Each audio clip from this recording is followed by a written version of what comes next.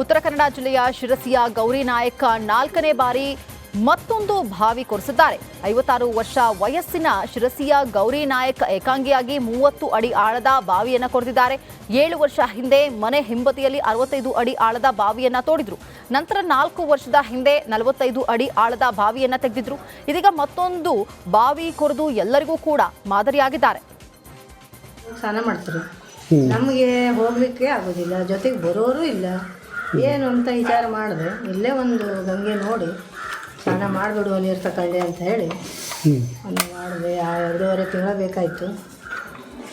ಅಲ್ಲಿ ಕುಂಭಮೇಳದಿಂದ ಹರಿದು ಬಂದ ಎಂಥದ್ದು ಗೊತ್ತಿಲ್ಲ. ಈಗ ಸುತ್ತಲೂ ಜನ ಬಂದಿದೆ, ಒಂದು 4 ಫೂಟ್ ನೀರದೆ. ನಿನ್ನೆ ಮುಕ್ತಾಯ ಮಾಡಿದ್ದೇನೆ.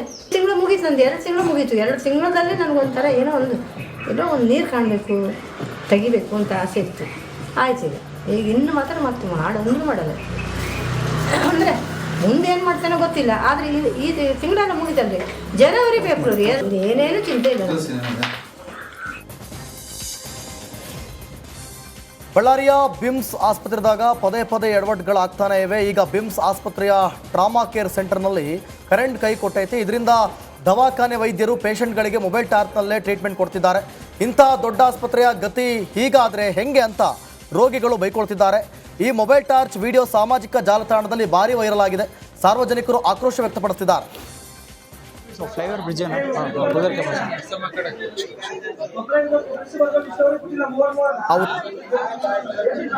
अच्छा वो तो ये कब जाएगा? हाँ कल नाइट जा रहा हूँ, कल जाएगा 10 मिनट्स फ्लाईओवर ब्रिड्ज है ना उधर के पास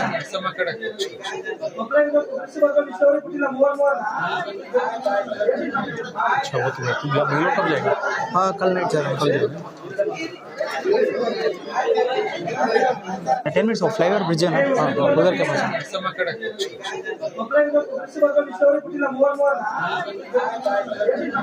अच्छा वो तो ये कब जाएगा? हाँ कल नाइट जा रहा हूँ, कल जाएगा 10 मिनट्स फ्लाईओवर ब्रिड्ज है ना उधर के पास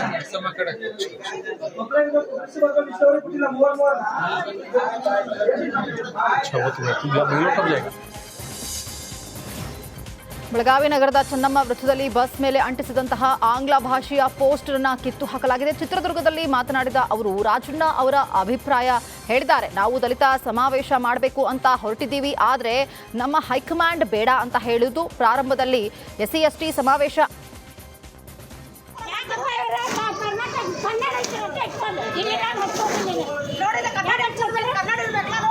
ಈಗ ಕರ್ನಾಟಕ ಪಾಸಿಂಗ್ ಕಲ್ಲಾಪುರ ಗಾಡಿ ಹೋಗ್ತಾರೆ, ಅದ್ರ ಮ್ಯಾಗ ಮರಾಠಿ ಬೋರ್ಡ್ ಇಟ್ಕೊಂಡಾರ. ಕರ್ನಾಟಕ ಪಾಸಿಂಗ್ ಗಾಡಿ ಕರ್ನಾಟಕ ಹೋಗ್ತೈತಿ, ದಿಲ್ಲಿಗೆ ಹೋಗ್ತೈತಿ. ಅದು ಒಂದೇ ಭಾಷೆ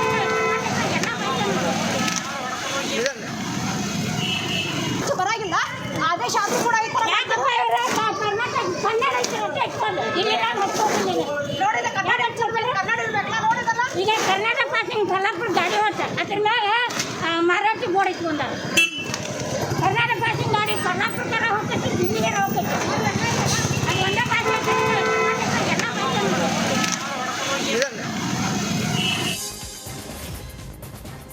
ದಲಿತ ಸಿಎಂ ಬಗ್ಗೆ ಸಚಿವ KN ರಾಜಣ್ಣ ಹೇಳಿಕೆ ವಿಚಾರಕ್ಕೆ ಗೃಹ ಸಚಿವ ಡಾಕ್ಟರ್ G ಪರಮೇಶ್ವರ್ ಪ್ರತಿಕ್ರಿಯೆ ನೀಡಿದ್ದಾರೆ. ಚಿತ್ರದುರ್ಗದಲ್ಲಿ ಮಾತನಾಡಿದ ಅವರು ರಾಜಣ್ಣ ಅವರ ಅಭಿಪ್ರಾಯ ಹೇಳಿದ್ದಾರೆ. ನಾವು ದಲಿತ ಸಮಾವೇಶ ಮಾಡಬೇಕು ಅಂತ ಹೊರಟಿದ್ವಿ, ಆದರೆ ನಮ್ಮ ಹೈಕಮಾಂಡ್ ಬೇಡ ಅಂದರು. ಪ್ರಾರಂಭದಲ್ಲಿ SC/ST ಸಮಾವೇಶ ಅಂತ ಚಿತ್ರದುರ್ಗದಲ್ಲಿ ಒಂದು ಸಮಾವೇಶ ಮಾಡಿದ್ವಿ. ಆ ಸಮಾವೇಶದಲ್ಲಿ ಕೆಲವು ನಿರ್ಣಯ ಆಗಿವೆ, ಇನ್ನೂ ಕೆಲವು ನಿರ್ಣಯ ಆಗಿಲ್ಲ ಅಂದರು. ಇನ್ನು ಇದೇ ವೇಳೆ ಸಚಿವ ಸತೀಶ್ ಜಾರಕಿಹೊಳಿ ವಿಚಾರಕ್ಕೆ ಪ್ರತಿಕ್ರಿಯಿಸಿದ ಅವರು ನಾನು ರಾಜಕೀಯದ ಪ್ರಶ್ನೆಗಳಿಗೆ ಉತ್ತರ ಕೊಡಲ್ಲ ಅಂದರು. ಮೆಟ್ರೋ ದರ ಏರಿಕೆ ವಿಚಾರಕ್ಕೆ ಮಾಜಿ ಸಿಎಂ ಬಸವರಾಜ ಬೊಮ್ಮಾಯಿ ಪ್ರತಿಕ್ರಿಯೆಯನ್ನು ನೀಡಿದ್ದಾರೆ. ಹುಬ್ಬಳ್ಳಿಯಲ್ಲಿ ಮಾತನಾಡಿದ ಅವರು ಮೆಟ್ರೋ ದರ ಏರಿಕೆ ಮಾಡಿದ್ದು ನಾವಲ್ಲ, ದರ ನಿಗದಿ ಮಾಡುವಂತಹ ಒಂದು ಸಮಿತಿ ಇದೆ. ಈ ಮೆಟ್ರೋ ದರ ವಿಚಾರದಲ್ಲಿ ಎಲ್ಲವೂ ಕೂಡ ಅಧಿಕಾರ ರಾಜ್ಯ ಸರ್ಕಾರಕ್ಕೆ ಇರುತ್ತೆ. ಅದರಲ್ಲಿ ರಾಜ್ಯ ಅಧಿಕಾರಿಗಳಿರ್ತಾರೆ, ಅದಕ್ಕೆ ರಾಜ್ಯ ಸರ್ಕಾರವೇ ಶಿಫಾರಸು ಮಾಡಿದೆ. ಮುಖ್ಯಮಂತ್ರಿಗಳು ದರ ಏರಿಕೆ ವಿಚಾರವಾಗಿ ನಿರ್ದೇಶನ ಕೊಟ್ಟಿರುವುದೇ ಇದಕ್ಕೆ ಸಾಕ್ಷಿ. ರಾಜ್ಯ ಸರ್ಕಾರ ಸಂಪೂರ್ಣ ದಿವಾಳಿಯಾಗಿದೆ, ಅದಕ್ಕೆ ಎಲ್ಲಾ ದರಗಳನ್ನ ಏರಿಸ್ತಾ ಇದೆ ಅಂತ ಹೇಳಿ ಕಿಡಿಕಾರಿದ್ರು. ಹಾಸನ ಜಿಲ್ಲಾಧಿಕಾರಿ ಕಚೇರಿಯಲ್ಲಿರೋ MLC ಸೂರಜ್ ರೇವಣ್ಣ ಕಚೇರಿ ಬಾಗಿಲಿಗೆ ವಕೀಲ ದೇವರಾಜೇಗೌಡ ನೋಟಿಸ್ ಅಂಟಿಸಿದ್ದಾರೆ.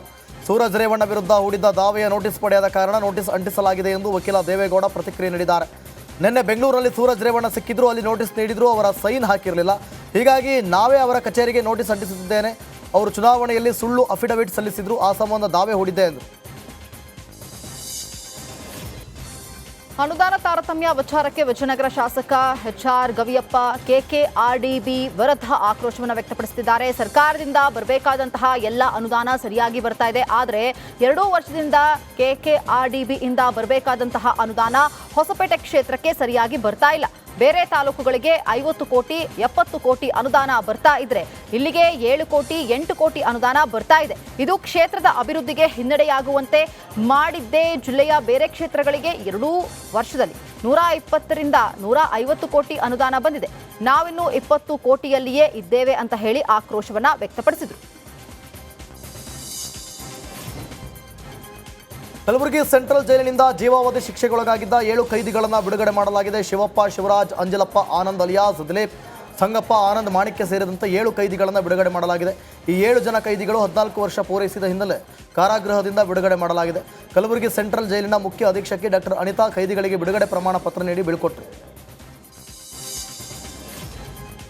ವಿಜಯನಗರ ಜಿಲ್ಲೆಯ ನಾನಾ ಕಡೆ ಶ್ರೀ ಸಂತ ಸೇವಾಲಾಲ್ ಜಯಂತ್ಯೋತ್ಸವವನ್ನು ಅದ್ದೂರಿಯಾಗಿ ಆಚರಣೆ ಮಾಡಲಾಯಿತು. ಹೊಸಪೇಟೆಯ ತಹಸೀಲ್ದಾರ್ ಕಚೇರಿಯಲ್ಲಿ ಅದ್ದೂರಿಯಾಗಿ ನಡೆದ ಜಯಂತ್ಯೋತ್ಸವದಲ್ಲಿ ಯುವ ಜನರು ಡಿಜೆ ಸದ್ದಿಗೆ ಹೆಜ್ಜೆಯನ್ನ ಹಾಕಿ ಸಂಭ್ರಮಿಸಿದರು. ತಾಂಡಾಗಳಲ್ಲಿ ಸಂತ ಸೇವಾಲಾಲ್ ಸ್ವಾಮೀಜಿಯ ಭಾವಚಿತ್ರದ ಮೆರವಣಿಗೆ ಮಾಡಲಾಯಿತು. ನೆಲಮಂಗಲ ಹೆದ್ದಾರಿಯಲ್ಲಿ ಓವರ್ಟೇಕ್ ಮಾಡುವ ವಿಚಾರಕ್ಕೆ ವಾಹನ ಸವಾರರು ಕಿರಿಕ್ ಮಾಡಿಕೊಂಡಿದ್ದಾರೆ. ಟೋಲ್ ಬಳಿ ಬರ್ತಿದ್ದಂತೆ ವಾಹನ ತಡೆದು ಮತ್ತೆ ಜಗಳ ಮಾಡಿಕೊಂಡಿದ್ದಾರೆ. ಟೋಲ್ ಬ್ಯಾರಿಗೇಡ್ ತೆಗೆಯುತ್ತಲೇ ಕಾರು ಚಾಲಕ ಕಿರಿಕ್ ಮಾಡಿದವನ ಶರ್ಟ್ ಹಿಡಿದು ಎಳೆದೊಯ್ದಿದ್ದಾನೆ. ಟೋಲ್ನಿಂದ 50 ಮೀಟರ್ ದೂರ ಎಸೆದು ಎಸ್ಕೇಪ್ ಆಗಿದ್ದಾರೆ. ಈ ಭಯಾನಕ ವಿಡಿಯೋ ಟೋಲ್ ಗೇಟ್ನ ಸಿಸಿಟಿವಿ ಕ್ಯಾಮೆರಾದಲ್ಲಿ ಸೆರೆಯಾಗಿದೆ. ಎಂಟಗಾನಹಳ್ಳಿ ಬಳಿಯ ಲ್ಯಾಂಕೋ ದೇವಿಹಳ್ಳಿ ಟೋಲ್ನಲ್ಲಿ ನಡೆದ ಘಟನೆ ಇದು. ರೈಲ್ವೆ ಸಬ್ ಅರ್ಬನ್ ಯೋಜನೆ ವಿರೋಧಿಸಿ ರೈತರು ಆಕ್ರೋಶವನ್ನು ಹೊರಹಾಕ್ತಿದ್ದಾರೆ. ರೈಲ್ವೆ ಟರ್ಮಿನಲ್ ಸ್ಥಾಪನೆಯಿಂದಾಗಿ ಸಾವಿರಾರು ಎಕರೆ ಕೃಷಿ ಭೂಮಿ ಕಳೆದುಕೊಳ್ಳುವಂತಹ ಆತಂಕ ಎದುರಾಗಿದೆ. ದೇವನಹಳ್ಳಿ ತಾಲೂಕಿನ ಆವತಿ ಸುತ್ತಮುತ್ತ ನಡೆಯಲಿರುವಂತಹ ರೈಲ್ವೆ ಟರ್ಮಿನಲ್ ನಿಲ್ಲಿಸುವುದಕ್ಕೆ ಸುಮಾರು 5 ಗ್ರಾಮಗಳ ರೈತರು ಪೂರ್ವಭಾವಿ ಸಭೆ ನಡೆಸಿದರು. ರೈಲ್ವೆ ಟರ್ಮಿನಲ್ ಜೊತೆಗೆ ಹೊಸ ರಿಂಗ್ ರೋಡ್ ಸ್ಥಾಪನೆಗೂ ಕೂಡ ರೈತರು ವಿರೋಧವನ್ನು ವ್ಯಕ್ತಪಡಿಸ್ತಾ ಇದ್ದಾರೆ. ದರ್ಶನ್ ಹುಟ್ಟುಹಬ್ಬದ ದಿನವೇ ಬ್ಯಾನರ್ ತೆರವುಗೊಳಿಸಿರುವ ಘಟನೆ ಹೊಸಕೋಟೆಯಲ್ಲಿ ನಡೆದಿದೆ. ಹೊಸಕೋಟೆಯ ದರ್ಶನ್ ಅಭಿಮಾನಿಗಳು ಬರ್ತ್ಡೇ ಪ್ರಯುಕ್ತ ಬ್ಯಾನರ್ ಹಾಕಲಾಗಿತ್ತು. ಇದೀಗ ಹೊಸಕೋಟೆ ಪುರಸಭೆ ಸಿಬ್ಬಂದಿ ಬ್ಯಾನರ್ ತೆರವುಗೊಳಿಸಿದ್ದಾರೆ. ಮಧ್ಯಪ್ರದೇಶದ ಮುಖ್ಯಮಂತ್ರಿ ಮೋಹನ್ ಯಾದವ್ ಶ್ರೀ ಅಂಗಾರೇಶ್ವರ ಮಹಾದೇವ ದೇವಸ್ಥಾನಕ್ಕೆ ಭೇಟಿಯನ್ನು ನೀಡಿದರು. ಮಹಾದೇವನಿಗೆ ವಿಶೇಷ ಪೂಜೆ ಅಭಿಷೇಕ ಸಲ್ಲಿಸಿ ಪ್ರಾರ್ಥನೆಯನ್ನ ಮಾಡಿದರು. ಸಿಎಂ ಮೋಹನ್ ಯಾದವ್ ಜೊತೆ ಪತ್ನಿಯೂ ಕೂಡ ಪೂಜೆಯಲ್ಲಿ ಭಾಗಿಯಾಗಿದ್ದರು. ಪ್ರಯಾಗ್ರಾಜ್ನ ಮಹಾಕುಂಭದಲ್ಲಿ ಪವಿತ್ರ ಸ್ನಾನ ಮಾಡಿದ ಭಕ್ತರು ವಾರಣಾಸಿಯತ್ತ ಮುಖ ಮಾಡುತ್ತಿದ್ದಾರೆ. ಹೀಗಾಗಿ ವಾರಣಾಸಿಗೆ ಜನಸಾಗರವೇ ಹರಿದು ಬರ್ತಿದೆ. ದಿನೇ ದಿನೇ ಕಾಶಿಯತ್ತ ಆಗಮಿಸುವವರ ಸಂಖ್ಯೆ ಹೆಚ್ಚಾಗ್ತಿದೆ. ಲಕ್ಷಾಂತರ ಭಕ್ತರು ಕಾಶಿ ವಿಶ್ವನಾಥನ ದರ್ಶನ ಪಡೆದು ಪುನೀತರಾಗ್ತಿದ್ದಾರೆ.